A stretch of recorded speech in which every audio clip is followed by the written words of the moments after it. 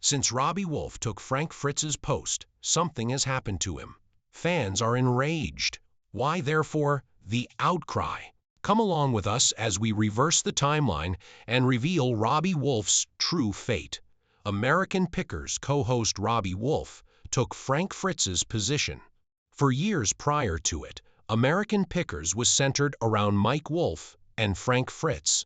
The attraction of the show was largely attributed to their on-screen chemistry, reciprocal jokes, recollections, and a rhythm developed over many years. The audience did, however, enjoy something else. Robbie frequently appeared on the show. He made sporadic appearances at first, but as Frank's appearances decreased, he gained more attention. A distinct response surfaced when viewers witnessed the fraternal bond on tape. While some saw it as nepotism, others appreciated it as a continuation of the family. This is when Robbie's issue started. People blamed Robbie for the show's decline in viewership. What role does Robbie play in the American Pickers rating crash? Let's give you some background before we explain how. When veteran co-host Frank Fritz vanished from American Pickers in 2020, it all started. Fans were taken aback. They pondered what had transpired. Since the start of American Pickers, Mike Wolfe had partnered with Frank, and they thought that something was unquestionably wrong because he had vanished in such a manner. Fans, however, hoped Frank would make a comeback. That was followed by the gut punch. Frank had no intention of coming back. However, why? And what does Robbie have to do with this? Soon you will see.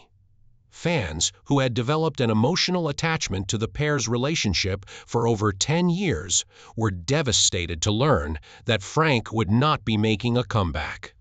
Frank was much than just a co-host to many viewers. He was the spirit of the show. Indeed, Frank lacked Mike's smoothness and was rough around the edges. However, he had a surprising tenderness and chemistry with Mike that made up for his lack of polish. Frank was the ideal balance to Mike's vigor. Frank's absence was also going to be a huge loss for the viewers. The story initially stated that Frank's health condition forced him to leave. Then, there were murmurs. Indeed, Frank experienced health issues. He suffered from a severe back problem that persisted. He had suffered greatly as a result of the years of heavy lifting he had been doing on the program. Before deciding to have surgery, Frank managed the agony for some time. Frank had to deal with a demon while he was recuperating. Frank was administered painkillers to assist him cope with the agony of his recuperation.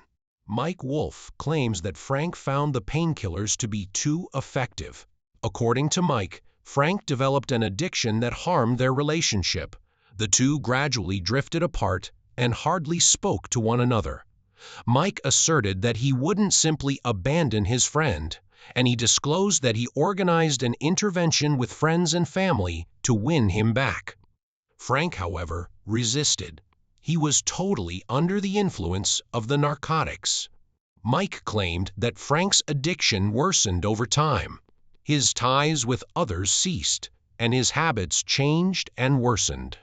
Mike claims that the man that many people adored on film began to disappear behind suffering and withdrawal.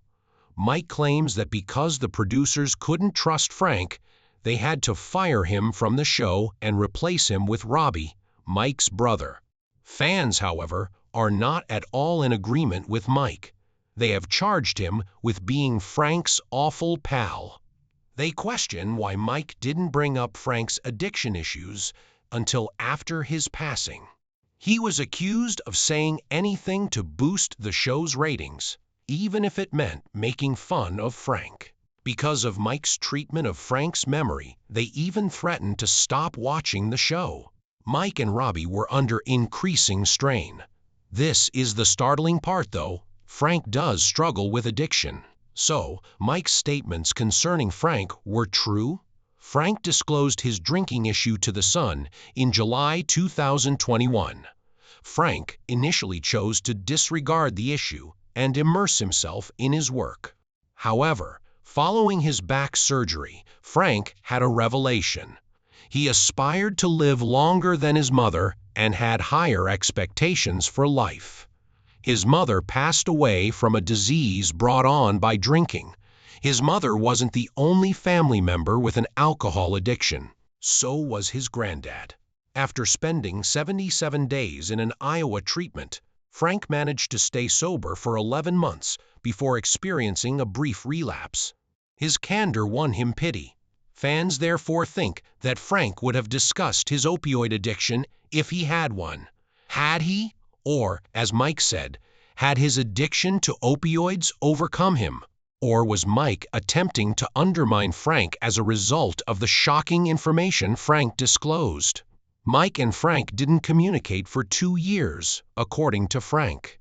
After the procedure, he said Mike didn't even follow up with him. Is this possible? Is Mike's statement concerning Frank false? But that wasn't Frank's most shocking revelation. Frank discussed the actual cause of his expulsion from the show.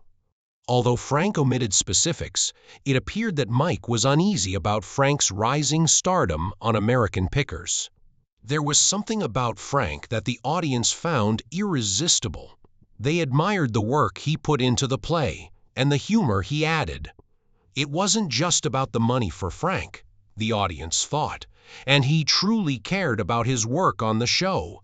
Everything he discovered had a narrative and legend that Frank was familiar with.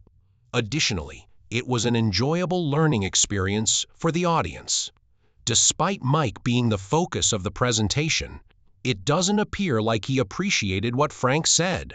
It seems like Mike had an issue with it. When Frank changed his diet and dropped weight, Frank revealed one more shocking revelation. In his opinion, Mike had acted in a way that essentially forced him off the show so Robbie could take his place. Simply put, Frank remarked, I think Mike wants to get his brother Robbie in there to replace me. The statement reverberated and circulated widely. Many viewers felt betrayed by the notion of a cherished co-host being ignored while a host's family benefited. Mike asserted that this was untrue and that Frank's addiction, not the real Frank, was speaking. Frank had a serious stroke in July 2022 and never fully recovered. Following that stroke, the vivacious storyteller was admitted to the hospital multiple times. He eventually died on September 30, 2024, at the age of 60. Fans questioned if Frank had received fair treatment when he needed time and compassion after his passing. The intensity of emotion increased. For many fans, Robbie was the object of this emotional concoction of sadness, distrust, and rage. Robbie was under pressure, but Mike also made things worse for Robbie. Mike claimed that after Frank made a remark regarding their friendship, he reached out to him and was able to forgive him. Was Frank telling the truth? Frank's ghost continues to stalk and linger on the program, regardless of the facts. Even now, his humor, wit, and emotional openness are sought for by the audience. He has succeeded in creating a link between the soul and the screen. Fans hold fast to his memories now that he is no longer with them and compare everyone who comes after him to it. Robbie has been engulfed by the enormous shadow that Frank cast. Is Robbie able to escape this shadow? Robbie is seen by many American Picker viewers as being out of place on the show. The programs that Robbie co-hosted and those that featured Frank were viewed by Robbie's detractors. They came to the conclusion that Frank's warmth was crucial to the performance. Robbie, however, strikes them as being simply too formal and businesslike. But that's not the only thing they have to say about Robbie. They think Robbie doesn't care enough and is the result of partiality. They claim that Robbie lacks Frank's level of antique knowledge. However, what does it mean to know antiques? For Frank, it was a combination of his life experiences, a vast collection of peculiarities, and a demeanor that enabled him to be direct yet compassionate with vendors. Frank was familiar with item history. Robbie, meanwhile, comes from a different background. Robbie has a background in business. He operated a restoration and landscaping company. His picker identity was influenced by his experience. Robbie is frequently seen managing operations, moving inventory, and closing sales. Robbie's technique is interpreted as transactional by fans who appreciated Frank's unique storytelling approach. Additionally, the shortcut becomes more of a dealer and less of a picker in social discourse. Robbie's role as co-host of American Picker has been utterly destroyed by that framing. For him, however, things didn't stop there.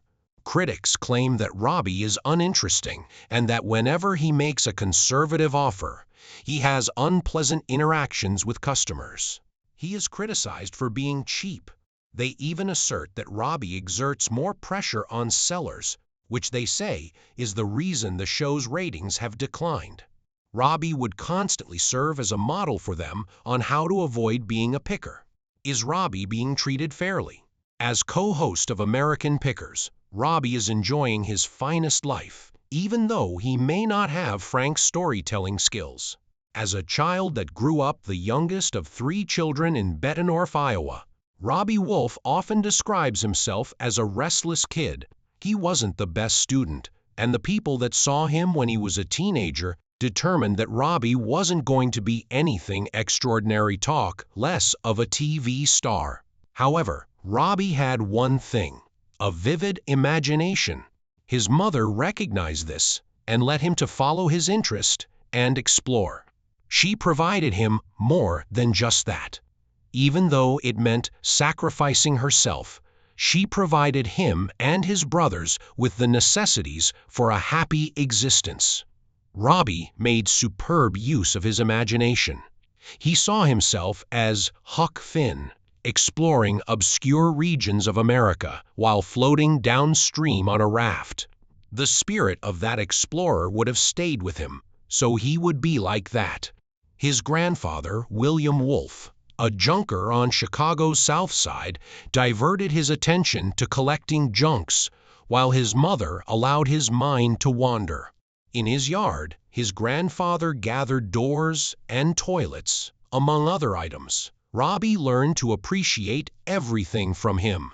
Robbie learned a valuable lesson. He even went so far as to surprise his grandfather. Robbie gathered and purchased items because they piqued his interest, in contrast to his grandfather, who made purchases with the intention of reselling them. Robbie took his time, even if selling was his ultimate objective. How long it took didn't matter to him. He was going to keep anything he liked. It's good for the person who comes to buy it. Additionally, Robbie enjoys simply observing the time item if no one shows up. Is Robbie really not interested in money? Has he been treated unfairly by his detractors? These questions have an answer. Robbie made the decision to join the junk collecting party. However, Robbie had a strategy. Let's first demonstrate how Robbie purchased a 3,722 square foot home with 4 bedrooms and 4 bathrooms in 2017. He made that acquisition for about $335,000. In terms of business, he paid $80,000 for more than 6 acres of land in 2020. For about $200,000, he purchased a piece of land in Davenport, Iowa, that was next to that property and was once an auto facility. He upgraded the wiring, plumbing, and structural repairs in March 2021, transforming it into a functional storehouse for antique cars and artifacts. Robbie's upgrades cost an astounding $25,655. Robbie keeps vintage cars and large antiques on a 0.14-acre area of ground next to the store. Robbie was merely keeping his shenanigans in reserve. He put them back. He has done work on old trailers, gas stations, motorcycles, neon signs, and vintage autos. He has most likely fixed anything you could think of. The vintages are the focus of his existence. Despite the fact that his detractors claim he looks out of place, it's no wonder he feels so comfortable on American pickers. But perhaps Robbie is just too businesslike. Beauty doesn't really matter to him. Robbie prioritizes object working over flawless cosmetic repair in his restoration methodology. Robbie didn't care if the things he worked on weren't pretty, as long as they were functional. According to Robbie, that is a selling feature for serious purchasers. However, there aren't many stories that take that approach. Robbie is living in a story, even though he may not be able to tell one. And he asserts that he understands the importance of narrative. He became aware of this as he grew older. Learning about the histories of individuals, their families, and items became a passion of his. But why didn't he become a better storyteller if he loves stories so much? Or is he superior to what his detractors claim? Robbie implies that picking is his passion and that he hopes to leave a legacy that goes beyond his picking. As a result, he has given advice on how people should be people-oriented. The best picker, he says, is the one who hears what people have to say about their possessions. For Robbie, identifying value is not enough. It involves comprehending tradition, emotion, and memory. Who touched it, how many hands it went through, and the stories woven into its scars are what make a dusty chest priceless, not how much it costs. Critics counter that, unlike Frank, this does not convert into dramatic storytelling in front of the camera. However, Robbie has persisted in giving pickers advice. He chastises pickers who view antiques only as a means of making money. In 2025, Robbie discussed the Rust Belt Americana show and its nonprofit division in an interview with Colville's Antique Trader. Car and vintage enthusiasts get together for the event, which takes place in several states. The money raised goes toward classroom grants and scholarships for instructors and students in blue-collar jobs. According to Robbie, people ought to learn how to give back. Although he believes that his acts set an example, he is not interested in being praised. All he wants is to connect with other spirits and construct bridges. Isn't this a variation of Frank's actions? Robbie says he's always traveling, just like Frank. He hunts barns, meets with dealers, inspects goods, and haggles around 10 days a month. The work involves dealing with inclement weather, malfunctions, missed calls, and stressful negotiations. The camera records images, but it hardly ever records the missed calls or the sleepless nights when he questions whether he overpaid. In addition to all of this, there is weariness, uncertainty, and loneliness. In a year, it seems like he is fighting every mile. Robbie occasionally travels 50,000 miles or more in search of new discoveries. Many fans and critics may perceive the continuous momentum as stiffness or weariness on camera. Imagine appearing on television while feeling completely worn out. Your facial expressions would reflect that. Is Robbie truly living the life of his dreams if every new discovery is accompanied by a worn-out body and an uncertain schedule? Robbie works hard even during filming. He feels that attempting to document his discoveries makes his job more challenging. As he delved through basements, garages, and barns, the cameras would follow him. It took him 12 hours instead of the customary 6. Even with these extended hours, 42 minutes of television is still insufficient. They must film for 300 hours in temperatures of 100 degrees. They occasionally have to shoot 6 separate scenes, each involving a different set of actors. At times, he didn't even want to be followed by the cameras, but that's the life he chose. Is Robbie truly living his dream once more? Cameras aren't. Robbie continues to be in contact with his friends. He buys from them, and they buy from him. Does Robbie recognize the importance of maintaining bonds? He claims that their group has bonded and even treats themselves as a family. They have had a cameraman and a soundman since the first season. Even after more than 24 seasons, it doesn't appear that they will be leaving anytime soon. Frank is the only significant individual who appears to have left them. However, even his absence feels eerie. Robbie intends to stay on the show for a number of years, even if it means occasionally taking on his brother. They both have a tendency to be obstinate. Robbie gets what he wants sometimes. Mike gets what he wants in other situations. Ultimately, they strive to put aside their disagreements and create the greatest TV program possible. Robbie is having a great time, and the items he discovers seem to make the tension worthwhile. The discovery of a 1941 Indian motorcycle in the basement of a two-bedroom Michigan home is one of Robbie's favorite discoveries that makes the demanding life of selecting worthwhile. A 1-2 Air Force pilot owned the property, and his daughter hadn't been to the basement in 10 years. The pilot had built a plane there. Robbie looked around and discovered the fuselage of a small plane, and recollections of the war.